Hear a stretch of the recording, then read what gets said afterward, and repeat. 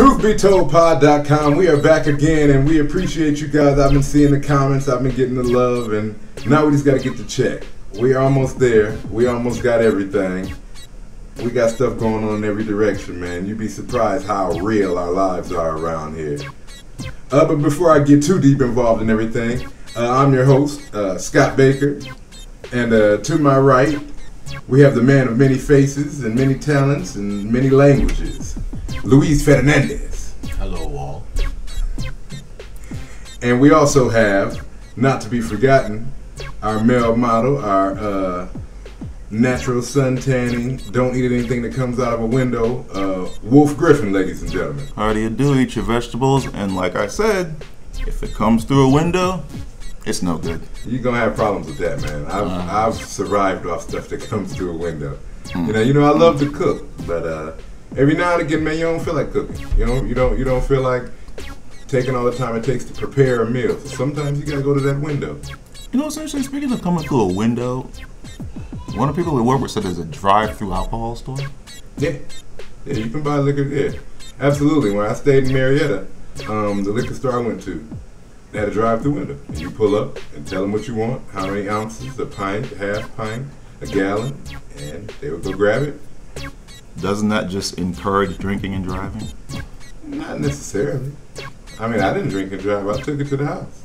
But I only lived about 5 minutes away from the liquor store. So it just, you know, if you don't feel like getting dressed, you know, because the liquor store, people go in there dressed to impress, because they're usually getting their liquor for the night. Really?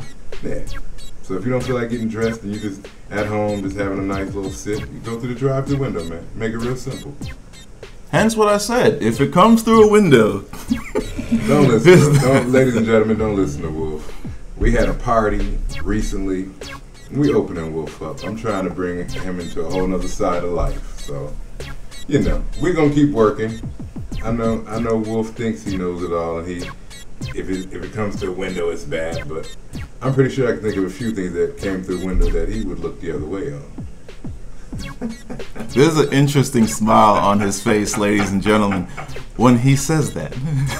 If you like the grapevine, I'm sure we can figure out some other things that you can like as well.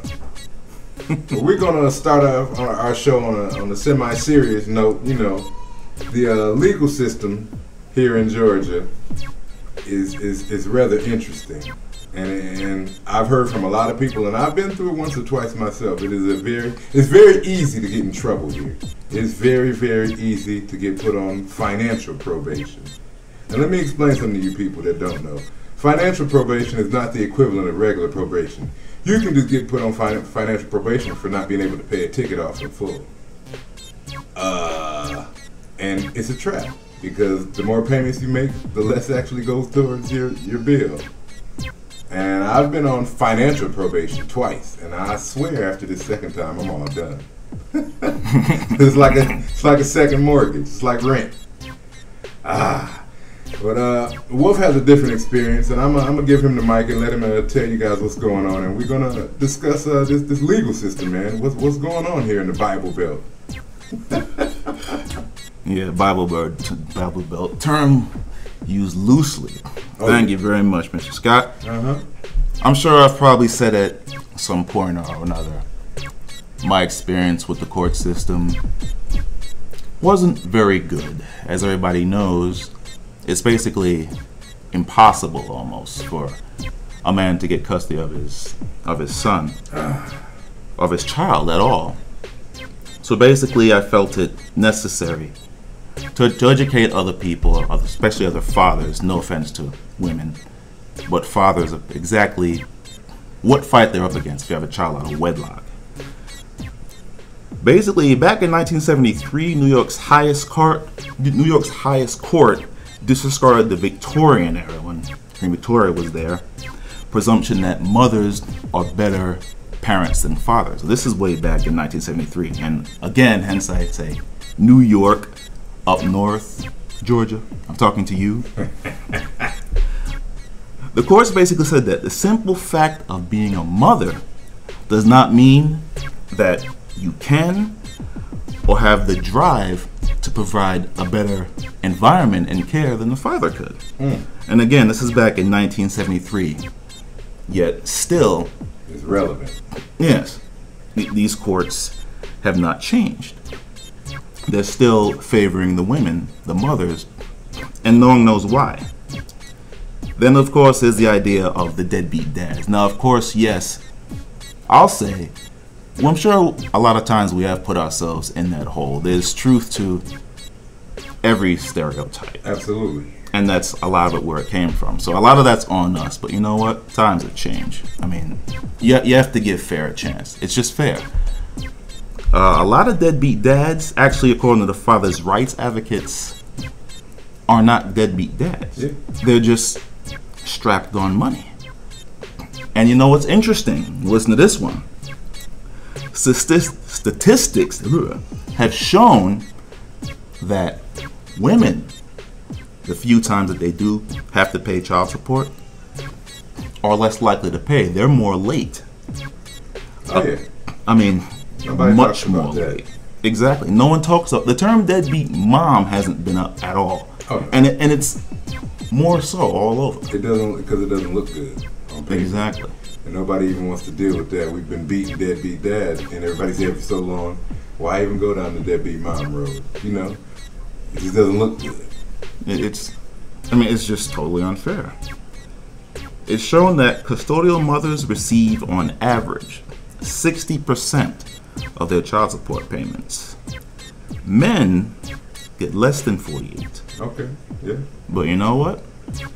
Like we said, no one's talking about that. I mean, but the system is built for them. Look at WIC. Look at all the programs. You're absolutely right. I can definitely attest to what you're talking about, because taking my son to his first doctor's appointment, and my girl had just got a new job, so she working days. So typically, 80% of my kids' doctor's appointments, I take them to. And that first appointment, man, I get so mad with stuff like that. I was sitting in the room and she was like, so are we just waiting on the mother? I'll be right back. And I was like, what? No. I'm here. I'm dad. And she's like, oh, so where's the mother? I said, she's busy. I'm here with my children. And she really was questioning me, like, so, well, can you get her on the phone? Because I'm sure you don't know their height and weight. What? So, no, actually, my son was 7 pounds 9 ounces, and he's 21 and a half inches. And she looked at me with a face of shock, like, okay, so, and it took like 2 or 3 appointments for them to really get comfortable, like it wasn't my children. And I've had that problem more than once, and I would tell anybody, these are my kids. I'm with my kids every day, all day. I am a full-time dad. Don't ever discredit me. I've had times where I can give you stories all day, man. I went to doctor's appointment, and my daughter started crying, and the doctor said, here, give her to me. I was like, no. And I rocked her and patted her, and she got quiet. It's almost like they think we're incapable of being good fathers. And that in itself always irritates me. Every time it happens, I end up either saying something smart or doing something to show them, you don't know shit. So I definitely, I can attest to that 100%. And I never, maybe because I was younger, but I never experienced that in Michigan where I'm from. But here in Georgia, yes. Oh my God. Even when people see me out with my kids, I always get those looks like, you know, like they're looking for my girlfriend, like, where's the mom at? It's like, it's such a shock. I mean, is it such a shock that fathers that we're in our children's lives? What's wrong with us? I don't know, really. I mean, even when you go to restaurants, even when you're out in public, you know, waitresses, they'll come at the table and say little stuff like, yeah, Dad, you better be paying for this. Mom taking care of these kids. And I'm thinking, sweetheart, I take care of these kids way more than Mom. You know, and not to discredit my girlfriend, she does her part. But when she's at work, I have the kids. Exactly. And I have the kids the bulk of the day. Alone. I work overnight. So when she gets the kids, it's time to go to bed. She might have to just get up and feed my daughter a few times a night, change my son, you know, give him a snack. But for the most part, they're sleeping. I get to have them during all the active hours, during the training hours, during the teaching hours. So I don't know what's wrong with you people, but I'm going to tell you and anybody else out there listening, don't ever question me with my kids, because you're gonna get a rude awakening. Exactly. I will fight to the tooth. Like, things are getting so crazy out here, man. It makes you just want to revert to the old days, just beating people up. Seriously. Yeah. I mean, from my job to just being out in the public. Like, certain people just mind your damn business. That's my bottom line. If your home is messed up, if your husband isn't around, that's you. That has nothing to do with me. Exactly. I mean, leave us out of whatever nonsense you went through. And I know people, I know women who are, they carry it. You know, they watch the kids, they take care of the kids. Sure. Husband might be in a different city working.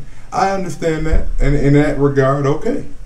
But that's not my situation. Exactly.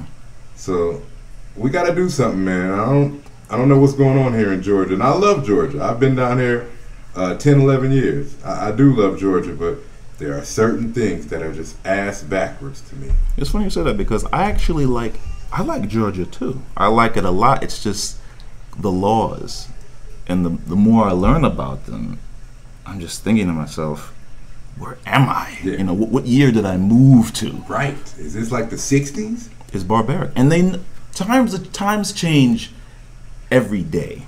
Every day times changing. Yet the laws don't. Yeah. That doesn't make any sense. They definitely don't go with the times. No. Not at all. This is a state that's very behind. And it's so amazing because when you look at the film industry and the music industry, Georgia is evolving and growing. They call it the new Black Hollywood, almost. Really? Yeah, I hear people say it all the time. Atlanta, specifically, is the new Black Hollywood. But then you look at other areas like child care or the penal system. It's like we stuck in the 50s, man. It's like we're on the Green Mile. And I'm John Coffey. Give us something, Lou. I never saw The Green Mile, so I have no idea what that reference was. Oh, really? Wow, So, it was a good movie, man. I had 5 children. I don't have much time to see movies. Another hard-working dad. That perception becomes reality. People really don't deal with you on an individual basis. They deal with you according to their perceptions. Also, the court system is blatantly unfair. Oh yeah. That's obvious to anyone who has 2 eyes and a set of ears. I feel for people who have children and in this day and age and are raising young children by themselves in a lot of instances.